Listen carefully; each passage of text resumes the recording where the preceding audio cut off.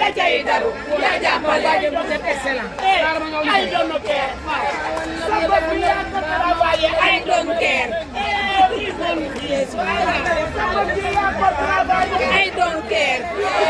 ay doon keer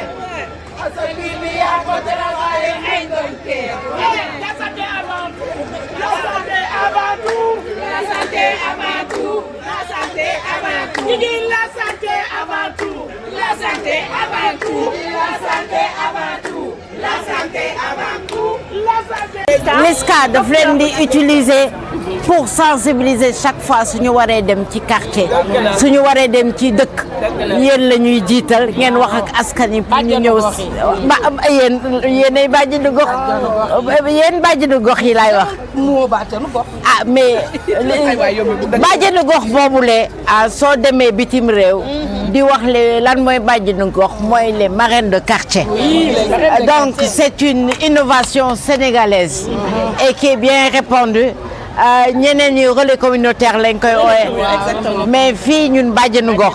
maa ngi rafetlu vraiment seen liggéey ci askan bi mais Guigui mi xale bu baax la xale su sa loxo setee nga mun a ñëpp mun la doomoo parce que Guigui yaayoo na ma wante man maa ko doomoo kon moom ci moom la du ci man ci moom la yal na ko yàlla taxawu parce que soo gisee nit ku bëgg askanam bëgg goxam danga koy jàppale donc yal na la yàlla defal jàmm yal na la yàlla lafal cat fi nga bëgg a àgg yal na la fa yàlla àggal Madame la présidente. Présidente en même temps aussi présidente association. La Clémence. La Clémence. léegi ñu ngi leen nuyu. maa ngi leen di fay bu baax a baax a baax. tey ñu ngi fekk fii si centre de santé bu kii Grand Yoff jàngu ni c'est dañ dépistage cancer du sein mooy initiative bi fa nga jógee. waaw initiative bi mooy xeexal jigéen rek xeexal jigéen ñi nga xamoon kenn koo xamante ne dafa amoon cancer du sein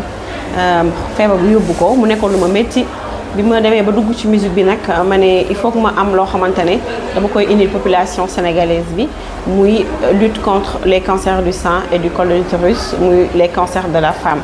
moo tax depuis 2016 chaque année damay organiser dépistage gratuit ak consultation gratuite parce que mënuma yem rek ci dépistage jigéen ñi moo tax damay defaale consultation générale consultation générale dina permettre générale ndaw jigéen xam cancer du sein cancer du col de l'utérus waaw comme ni ma ko expliqué rek mooy sama entourage amoon sama benn tante boo xam ne daka amoon génn àddina ma xam ne il faut que ñu wax si parce que feebar boo ci waxul nit ñi duñ ko mën a xam te cancer bu yàgg la léegi la nit ñi ñëpp affaire yu yomb seen gémmiñ ñuy wax cancer mais avant personne ne parlait de ce mot vraiment feebar boo xamante ne ku ko am rek sa mbokk dañ lay waajal commencé di jooy ne jeex na mais espoir léegi am na parce que y a des associations qui sont là parce que man avant j'allais à titre artistique léegi laa toog ba xalaat ba ne xaaral ma ibbi association même bu fekkee association bi sax commencé guñu liggéey noonu ci association bi mais association La Clémence bi moo ñëw ànd ak population Grand Yoff ànd ak Guigui Sarr pour ñu mën a def dépistage bi. ñu bëri dañuy naan kii am cancer. est-ce que nga am cancer wala. non mooy li ma expliqué rek voilà sama tante moo ko amoon moo tax man ma koy xeex am sama entourage nag ci lu comme li ma wax bu yàgg ba da nga doon dégg nit rek gaañu na mais dañu naan dafa feebaroon léegi te cancer moo ko rey après ngay xam ne cancer moo ko rey man léegi nii laa toog samay famille ay samay xarit ñoo xamante ne xamoon naa leen ñi ne ma yow li ngay xeex nii moo reyoon diw ma ne ko parce que xaw ma ne woon sax looloo ko rey parce que dañuy naan dafa feebaroon longue maladie gaañu mais léegi lañ may xamal ne loolu moo ko reyoon donc ma ne comme feebar bi yàgg na fi comme nit ñi di ko nëbb te loo xamante ne la buñ ko teelee gis teel ko faj nit ñi dinañu tane dinañu wér donc voilà donc pour leeral rek ne maa ngi sant yàlla bu baax musuma ko am waaye nag du musuma ko am duma ci xeex waaw du musuma ko am duma ci xeex dama koy xeex parce que jigéen laa dama koy xeex parce que dama bëgg jàppale sama woomu jigéen yi nga xamante ne amuñu moyens yi amuñu xel bi amuñu kattan bi amuñu fitu dem def ko parce que léegi su ma koy waxtaane télé di ko waxtaane rajo di ko waxtaane fépp nit ñi léegi dañuy dem ba dañoo démystifier feebar bi ba dañ koy def événement gis ngeen yéen événement la ñëpp dañuy ñëw kafoore faju voilà mu bañ a nekk feebar boo xamante ne day yóbbu fitu nit. comme que yow affaire yooyu yaa ngi si biir instant sa affaire cancer yooyu est-ce que yow cancer la moo koy. cancer du sein nag bu njëkk ba dañ ne dafa héréditaire la cancer du sein bu njëkk bu ko sa maam amoon mala sa yaay am ko forcément doom ji da koy am moo tax parfois dañ dem ne il faut boo amee doom bu jigéen nga teel a xool teel a saytu teel a xool nag feebar bi nekkul ci biir di nelaw parce que c'est héréditaire ci naka lañ koy waxee mooy loo xamante ne da nga koy donn voilà mooy loo xamante ne da nga koy donn donc mu nekkoon loo xamante ne temps bu yàgg ba loolu lañ doon wax mais léegi da ngay gis ne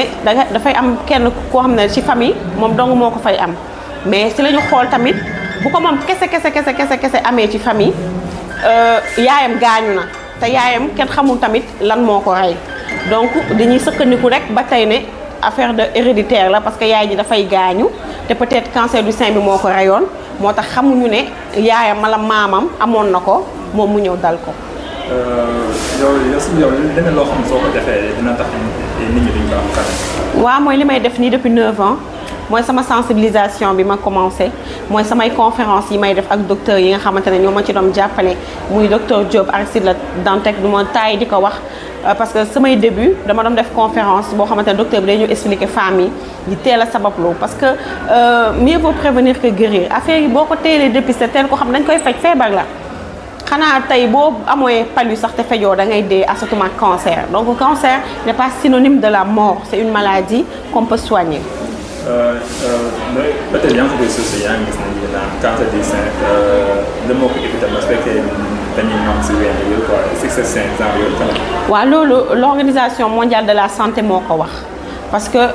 am na cancer day am ay nodules yoo xamante ne mooy nekk ci ween bi léegi bu fekkee bon après c'est héréditaire mais aussi s'il y a la possibilité. waaw moo tax ñi naan nit ñi nañu bañ di teel a jigéen ñi nañuy bàyyi di teel a feral seen doom yi di leen bàyyi ñoom ñiy nàmp à défaut doom nàmpul jëkkër nekk fi te mu dagan trop mën na aussi nàmp. ok mais moom damay ça veut dire que jëkkër am na droit nàmp sein wu jabaram quand même nàmp bi dafa cancer du sein. bien sûr parce que jëkkër comme li ma wax rek à défaut ku jigéen ki am doom bu war a nàmp ba xamante ne dina empêcher loolu jëkkër dagan na jëkkër nag laa wax te dagan na voilà mën na jàppale jabaram aussi ci loolu. 9 ans nga nekk ci benn bataille ci cancer tey ban satisfaction bi la. waa tey dama kontaan li tax ma kontaan si même su fekkee ne feebar bi ba tey mi ngi fi mooy léegi Sénégal yëpp ñu ngi ciy waxtaane parce que sànq maa ngi wax ak waa directrice de la LISCA madame Fatma Guenoune di ko remercier bu baax muy sama yaay nekk sama lépp léegi maak moom dépassé nañu ay partenaires c'est ma mère en fait donc léegi laa ko doon wax ma ne ko vraiment léegi damaa kontaan parce que ñoom temps bu yàgg ba mën naa ne bu ñu defee benn dépistage stade ba après sama dépistage donc moo ci doon topp donc léegi ñi dem ba di dem partout au Sénégal yematuñ sax Dakar parce que mi ngi mën a wax programme am LISCA day dem fépp ci Sénégal pour dépistage donc ça veut dire que ne man satisfaction bi mu ci am rek mooy léegi Sénégal ñëpp su fekkee du sax man maa tax ñëpp di ci wax mais bokk naa ci ni tax ñëpp di ci wax donc loolu rek satisfaction personnelle la ak jigéen ñi léegi ñu jëlee feebar bi di ko waxtaanee fépp ci plateau yi fan yi maa ngi gis ci panel yi ci direct yi ñëpp ñi ngi waxtaanee feebar bi te temps bu yàgg ba nit ñi dañ ko ragaloon mais à force que j'en parle à travers mes émissions télé radio donc loolu rek neex na ma. ñu bëri dañ doon wax naan Guigui carrière artistique am demul mu bëgg a wéeru ci affaire de cancer de sein pour mën ci gagner dara ndax dafa am ay partenaires yu am doole ne sa ginnaaw à part LISCA wala état bi ministère de la santé ainsi de suite. voilà man moom sama carrière sax bi may nekk sama digg nënd sax laa gënoon a sóobu ci feebar bi parce que temps yooyu dama doon def ay concert di def ay soirées culturelles donc voilà may sant yàlla sama carrière mi ngi dem parce que maa ngi ba tey ci art bi donc maa ngi ciy réaliser leneen loo xamante ne c'est pas uniquement la chanson donc man personnellement am naa satisfaction personnelle ci sama carrière artistique lii beneen fànn la muy le social donc ma ci woo bépp artiste boo xamante ne du ñëpp nag ñu am xolu social parce que da nga nekk artiste rek da nga war a dem ci da nga war a def social ci xol la parce que y a des gens yi nga xamante ne nekkuñu artiste te ñi ngi def social mais maa ngi woo tam artiste parce que am nañu tuuti voix man ma dëkk Grand Yoff muy sama gox ma juddoo fi màggee fi yaroo fi foog naa ne bëgguma def benn carrière artistique ba mu jeex te def ma mënew ma benn combat boo xamante ne tey sama askan mën na ci jëriñ donc ma dem nag ba affaire bi comme ni ma la ko wax mu bokk ci histoire boo xamante ne bu ma marqué la woon ma nekk jigéen donc may xeexal jigéen ñi te ba keroog sax may sangoo suuf incha allahu rabbin su ma ko mënee def dinaa gën a yokk li may def pour jàppale jigéen ñi ñu dépisté wu sensibiliser leen pour ñu xam ne feebar bi buñ ko teelee gis dañ koy faj. te est-ce que état du Sénégal mu lay jàppale sa xel bi. waaw tontu ma ko sax ci kiwam bi xam nga boo leen fi ñëwee di ngeen xam ne partenaire état ministère de la santé moo fi woon a jiitu parce que man moom laay liggéeyal. ministère de la santé moo fi woon a jiitu parce que moom laay liggéeyal su may sensibiliser ci vaccination yi ñoom ñoo génnee seen vaccination ñu bëri yëguñu ko à travers mes émissions télé ak rajo ci laay wax ci vaccination yi ba tey gis ngeen xale yaa ngi fi fees fi dell ñëw di def vaccin donc loolu rek mënoon nañu ñëw gën a appuyer gën a dooleel ñu mais sama partenaires yi fi nekk c'est vraiment des partenaires yoo xamante ne fidèles de longue date muy la LISCA ñoom ñooy ñëw def dépistage bi muy district bi ñu nekk poste de santé bi bu Grand Yoff à travers madame Guèye mi ngeen interviewé léegi mu yombalal ma ko aussi mettre en place des sages-femmes yoo xamante ne ñoom ñooy jàppale waa LISCA pour ñu def dépistage bi madame Bakhayoxo aussi xam ne une semaine avant la ñuy nettoyer poste de santé bi aménager ñu salle bi pour sama partenaire bi nga xamante ne LISCA chaque année mi ngi may accompagner di ñëw di def dépistage bi di ma jàppale donc mu nekk loo xamante ne aussi dama ciy sant yàlla parce que wéetuma ci ministère de la santé bu ñëwee baax na su ñëwul baax na man ci li ma nekk du ma ci mës a jóge te maa ngi leen di xaar aussi mais xaaruma leen aussi parce que bu ñu ñëwul sax li nga xamante ne dama ko war a def dinaa ko def parce que am na ay partenaires yoo xamante ne parce que partenaire du question en numéraire il y a des partenaires yoo xamante ne dañuy ñëw indi seen doole mooy médecins yi ngeen gis nii Yacine Thiandoum ñoom ñoo leen indi centre de santé Yacine Thiandoum muy docteur Sarr moo indi médecins yi ba pare fexe tout ba waa PNA pharmacie nationale d'approvisionnement des médicaments jox ma ay garab mooy garab yi nga xamante ne moom ngeen gis parce que je trouve vraiment important nga consulter nit nga xam feebaram jox ko garab parce que nit ñi bu ñëwee fii di consulter wu rek parce que amuñu moyen dem ci hôpital yi pour fay consultation pour jënd garab donc bu ñu ñëwee fii ñi consulter leen jox leen garab donc loolu lu baax la te ma leen di remercier encore une fois parce que taayiwuñu 9 ans nga koy ànd ak nit kooku taayiwoo sonnoo taayiwoo. mais léegi ñu ngi wax si côté suuf bi. temps yi kenn déggatul la commencé gisee. temps yi récemment sax avant-hier moom nga jël benn single yaa kii tey moo gisee. lan moo tax longue silence da ngaa bëggoon a bàyyi woy wala. non même pas quand j'ai sorti mon album en 2020 dafa tombé woon Covid bi donc Covid ñëpp xam na ne musique bi lépp a tëju woon donc ñu amoon benn programme boo xamante ne bu yaatu la woon des tournées nationales et internationales mais mujjee wuñ ko def parce que Covid bi dafa tëju woon. après à chaque fois saa yu ma bëggee def concert ñu ne préfet bi nanguwul affaire yi ñu ne nañ mujjee toog xaar ba Covid bi passé ñu reprendre suñu carrière. entre temps j'avais fait des stages en France donc école bi métti woon la dugg bu métti woon la dugg donc man ma defee stage def test bi fa ñu woo ma ci période Covid bi ma leen Covid bi de moo fi nekk est-ce que di ngeen jàngale ñu ne non ñun école bi du tëj parce que voilà école boo xamante ne la on roule en fait amuñu temps wu toog te instant yi sa place boo ñëwul c'est fini quoi. C'est irrévocable donc kenn mënu laat revenir pour nga ñëwaat jàngi si waat ma demoon jàngi maa ngi sant yàlla bu baax parce que jàng naa fa tout ce qui est cinéma tout ce qui est production audiovisuelle sans que yéen a ngi laaj sama affiche bi man leen man maa defar affiche bi te 2 ans ci ginnaaw mënu ma woon defar xaw ma sax ni ñuy defar affiche dinaa toog ay 10 jours di xaar pour ma defal affiche léegi en 5 minutes ma defar sama affiche en 5 minutes sama seen vidéo montage yi boo leen paree boo leen ma ko joxee naa ko monter donc réalisation je savais même pas ce que c'était découpage technique léegi sama clip maay def découpage technique yi maay def lépp donc maay réaliser sama clip donc sant yàlla am naa sama MBA en production audiovisuelle donc ma ci sant yàlla bu baax a baax voilà ma reveniraat ak single bu bees ak Demba Guissé comme ni nga ko gisee donc single bi génn na y a 2-3 jours événement bi moo tax sax aw ma noonu temps parce que événement bi ça me tient vraiment à cœur ba kii li mu wax sànq sax dëgg la man sama carrière artiste ak léegi farlootu ma ko léegi ndax li ma gis vraiment c'est beaucoup plus personnel parce que c'est vraiment chose étatique la chose bu commun la donc man pour man ma defal nit ñëpp ma defal 10 personnes moo gën man ma defal benn personne muy sama jëmm ci donc voilà c'est ça. soo waxee cinéma mais ça veut dire que da ngay bokk ci film série wala. maa ngi ci kanam maa ngi ci ginnaaw parce que xam nga balaa nga nekk ci ginnaaw da ngay nekk ci kanam Sénégal jotoon naa fi def benn série avant ma doon dem mais bi ma demee production audiovisuelle ñëpp xam nañ ne lan la mais man dama nekkoon ci spécialité cinématographique ça veut dire faire des films en fait et des documentaires mais lépp maa ngi ci audiovisuel bi parce que audiovisuel dafa yaatu y a les techniciens y a tout mais man dama nekk ci côté réalisation ak script bi te génnee naa benn livre mooy li ma la wax sànq ba tey sama carrière artistique mi ngi dem parce que génnee naa benn livre boo xam ne mi ngi dox au niveau de l'international di wax aussi ci cancer. livre mi ngi tudd Comment j'ai survécu au cancer qui relate l'histoire d'une femme qui se bat contre le cancer du sein et c'est beaucoup d'histoires dans le livre donc j'invite tous les Sénégalais tout l'Afrique le monde entier dem jëndi livre bi mi ngi Amazon mi ngi Fnac mi ngi bibliothèque François Mitterrand de France donc fépp foo dem di nga gis sama livre di nga gis Guigui Sarr donc loolu fierté la. mbëggeel moom amul melokaan amul jikko amul xeet amul waaso amul dara. donc góor la ma gis ko mu gis ma man ak moom ñi bëggante ñi sëy te mi ngi may bégal boobu ba tey donc sant yàlla. alalu golo sa lex ba maa ko waxoon tamit ne ku la bëgg ko lu mu la laaj nga jox ko fu mu dem nga topp ko moo tax nga gis loolu. ba tey Guigui man dernière question bi ñu posé mooy comme li nga wax am nga sa MBA ci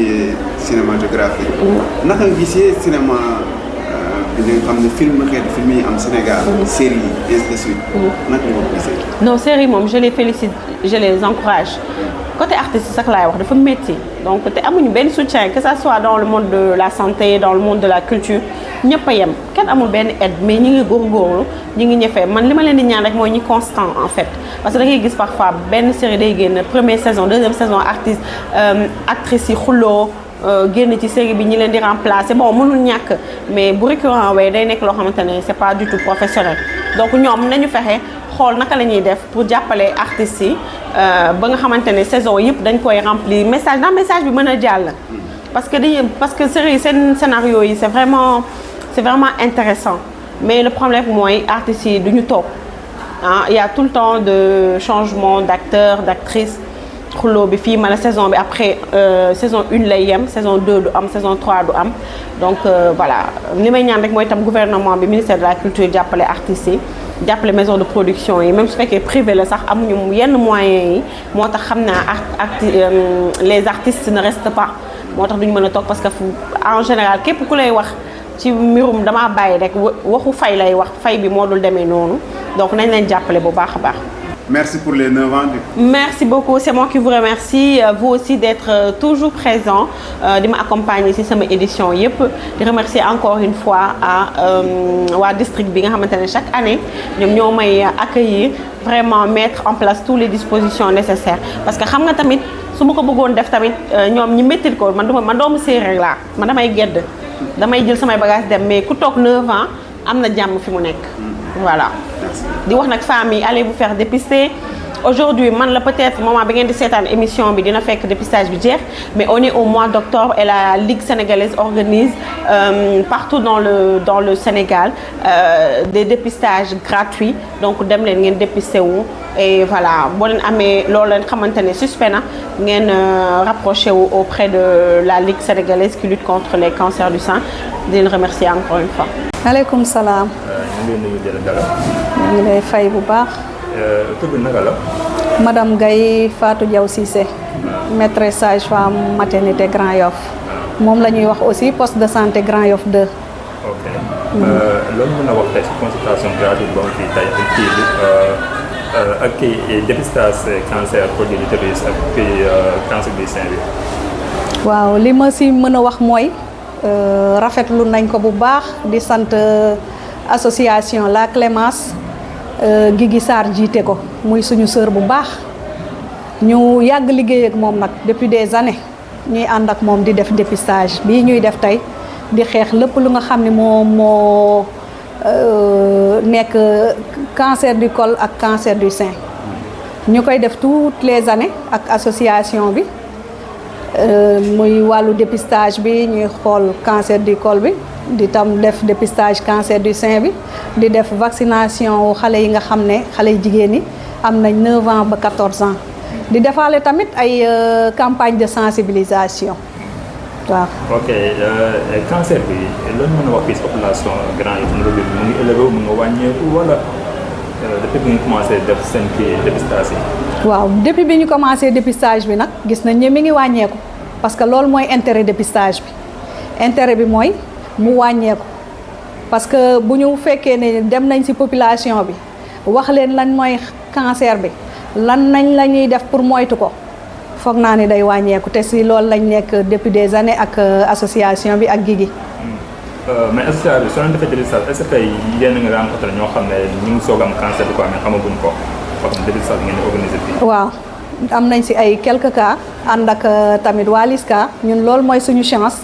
Guigui daf ñuy indil waa LISCA muy chance boo xam ne ñun am nañ ko structure yu bari amuñu ko waa LISCA buñ ñëwee ñoom dañuy dépister dañuy traiter. waaw cas bu ñu am dañ koy jël en charge ñenn ñi mën nañ leen jël en charge le même jour ñenn ñi dañ leen di defalaat yeneen analyse yoo xam ne moom lañ leen di defal mais toujours prise en charge bi dañ koy def loolu mooy suñu chance fii ci Grand Yoff. te loolu mën a wax ci cancer. li ma leen mën a wax ci cancer mooy te man sama gis-gis mooy loolu la ñu war a gën a farataal muy prévention bi surtout sensibilisation bi parce que soo xoolee Sénégal dañu focaliser wu trop ci dépistage man nag dama ne balaa ñuy def dépistage nañ wax femmes yi lan mooy cancer lan moo koy sabab ak naka la ñuy def ba moytu ko à part le dépistage cancer bi bu dee bu col bi li ñu njëkk def mooy xale yi nga xam ne ñoo am xale yu jigéen ñi am 9 ans ba 14 ans ñu leen di vacciner loolu am na solo ci li nga xam ne moom mooy tax ñu moytu ko. vaccination dafay tax duñu am cancer. day tax du ñu am cancer plus tard bu ñu demee ba nekk mag mu aar leen ci cancer boobu. mais cancer lan moo koy indi. cancer lu koy indi mooy li ma doon commencé wax bu dee bu col bi mooy li ñuy wax HPV moom lañ leen di vacciner ba tax plus tard duñ ko am. léegi loolu HPV boobu jigéen bu nekk jigéen boo xam ne nekk na en activité génitale mooy jigéen boo xam ne mi ngi sëy au cours de sa vie daf koy am léegi nag naturellement su fekkee ne yow am nga organisme bu dëgër am nga immunité bu dëgër da nga koy éliminer ci sa organisme dafay am nag ñoo xam ne dafay des seen yaram ñooñ di des seen yaram niñ koy mën a xeexee tamit mooy comme dépistage yi ñuy def mais am na beneen dépistage bu ñu mën a def mooy test test HPV mën nga ko def fekk ne yow kii bi nekkagul ci sa yaram boo ko defee boo xamee ni am nga ko ñu commencer surveiller su ko defee plus tard doo développer cancer boobu noonu. léegi mais soo xoolee cancer taux de mortalité bi quoi dafa élevé de trop ñu am cancer. ñu siy mucc du bëri lu waral loolu. li ko waral déjà mooy femmes yi dañuy ragal dem defi dépistage dañuy ragal xam nañ man am naa nangam moo tax duñ dem def ko surtout tamit man li may wax toujours moom laa doon wax commencement bi may wax par ignorance la ñoom xamuñu nan la ñuy def ba duñu am cancer boobu soo xamee ni lii nii laay def pour moytu ko di nga xam ne doo di nga ci jóg ba xam doo ko am. bu dee wàllu ween bi la dafa am li ñuy wax moom mooy facteur de risque yi am na hérédité am na alimentation bi trop salé trop sucré trop gras loolu noonu yëpp bu fekkee ba pare sédentarité mooy nga toog doo def dara bu fekkee ne kii nga loolu yëpp bàyyi nga xel loolu yëpp mën na am doo ko am mais xëy na ñoom xamuñu ko moo tax may wax ne nañ focaliser wu surtout si sensibilisation bi femmes yi xam lan mooy loolu ndax ñu mën si mucc. ok ñu bëri dañuy ragal naan su ma demee def dépistage su ma waxee ma am cancer ñu bëri nag loolu la ñuy ragal naan su ma def dépistage maanaam maanaam yow nga dem fii nga fekk ne da nga am cancer quoi ñu bëri dañuy ragal loolu loo tax dañuy def dépistage bi. léegi di noonu leen conseil ba ñoom ñu mën a ñëw def dépistage bi kam parce que ñu bëri dañoo ragal def dépistage bi. xam nga Sénégal ñun ñëpp noonu lañ mel psychologiquement. xam nga ñu bëri loolu moo leen di sonal feebar yu bëri mi ngi gagné nit ki parce que suñ nee la yow da nga am nangam rek da nga koy jël def ko sa xel man de tay ma dee alors que ne boo ko teelee xam muy feebar yëpp nag. muy cancer du sein muy cancer du col muy yeneen feebar yëpp yi nga xam ne moom la ñuy am moom moo ñuy sonal nii mooy parfois li ñuy wax les maladies chroniques lépp loo si teel a xam teel si jóg dañ koy faj surtout nag cancer yi muy cancer du col muy cancer du sein lu mu gën a teel ñu gën ko diagnostiqué ñu gën a mën ko faj mu wér. ok ñu bàyyi la nga tàggatoo. waaw. message bi lancé. sama message bi may lancé mooy toujours rek li ma commencé di gërëm Guigui Sarr ak association La Clémence waaye tamit di gërëm LISCA parce que LISCA waxuma la Grand Yoff kese mais Sénégal gi yëpp ñoom ñoo ngi fi di xeex cancer boobu di dimbali nit ñi surtout nag prise en charge bi parce que cancer xam nañ ne xaalis bu bari la si nit ñi di def pour mën ko faju mais LISCA daf siy def ay moyens yu bari. waaye tamit di gërëm suñu maire Madiop dañ koy gërëm bu baax parce que moom itamit dimbale nañu jàppale nañu fii ci Grand Yoff jox ñu ay moyens ak ay lépp loo xam ne moo ci la ñuy liggéey di leen gërëm yéen tamit di leen sant waaye di wax population bi tamit nañ dem dépister wu nañ yóbbu seen doom yi ñu vacciné wu pour que ensemble ñu mën a vaincre cancer bi.